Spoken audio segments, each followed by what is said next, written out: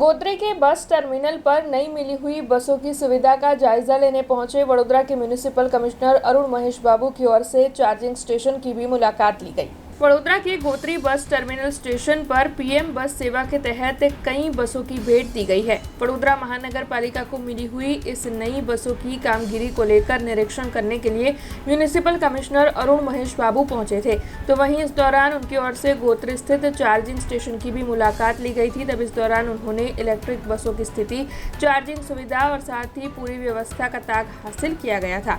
वडोदरा शहर में परिवहन को और ज्यादा सक्षम और साथ ही पर्यावरण मैत्रीपूर्ण बनाने के आशय से इस पहल को काफी सराहनीय माना जा रहा है। तब अधिकारियों की ओर से बस सेवा को और ज्यादा असरकारक तौर पर शुरू करवाने के लिए इस दौरान जरूरी मार्गदर्शन भी दिया गया था। ऐसी जानकारी भी सामने आ रही है। तब इस बारे में मुलाकात के बाद म्युनिसिपल कमिश्नर अरुण महेश बाबू ने प्रतिक्रिया भी दी है। આજે સૌપ્રથમ અમે ભારત સરકાર અને રાજ્ય સરકારનો આભાર માનીએ છીએ કે આજે વડોદરા સિટીમાં પહેલીવાર જે ઇલેક્ટ્રિક બસીસ જે અમે પ્રોમિસ કરી હતી આ ઇલેક્ટ્રિક બસીસનું ડિલિવરી શરૂ થવા માંડી છે। કહેવામાં ખુશ થાય છે કે આપણા વડોદરા માટે પહેલાં 100 બસીસનું સેન્કશન કરવામાં આવ્યું હતું, પછી અમે રાજ્ય સરકારમાં પણ અને ભારત સરકારમાં વાત કરી થોડું વધારે બસીસની માગણી કરી હતી એટલે 250 ઇલેક્ટ્રિક બસીસ સેન્કશન પણ થઈ ગઈ છે। આ પીએમ ઈ બસ સેવા અંતર્ગત વડોદરા સિટીને આપવામાં આવી છે।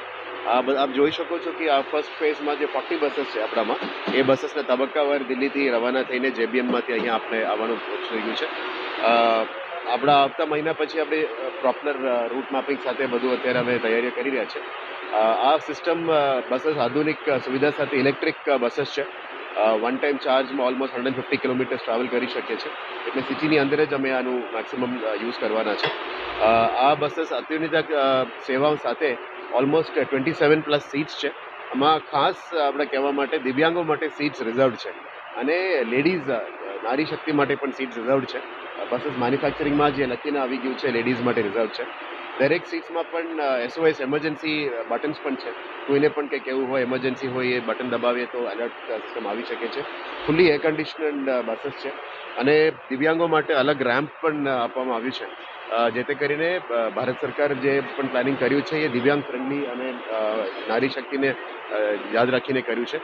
ડ્રાઈવર સાથે અને કંડક્ટર સાથે ઇન્ટરેક્ટિવ સેશન પણ છે, એટલે ડ્રાઈવરનું કંઈ કમ્યુનિકેટ કરવું હોય, કંડક્ટરને કંઈ કંડક્ટ કરવું હોય એમના માટે અલગથી સિસ્ટમ પણ રેડી કરવામાં આવી છે।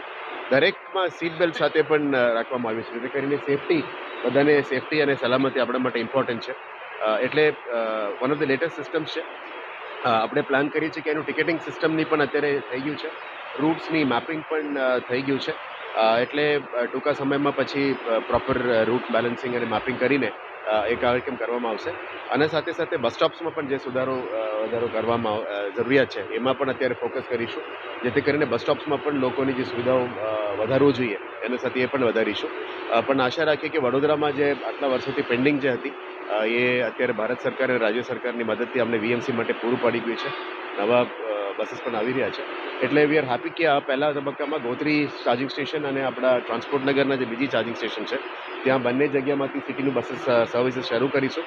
પછી આપણે 2 જગ્યામાં નિઝામપુરા અને એક સાઉથ ઝોનમાં પણ પ્લાનિંગ કરીએ છીએ, એટલે 4 ઝોનમાંથી 4 नेटवर्क शुरू कर से।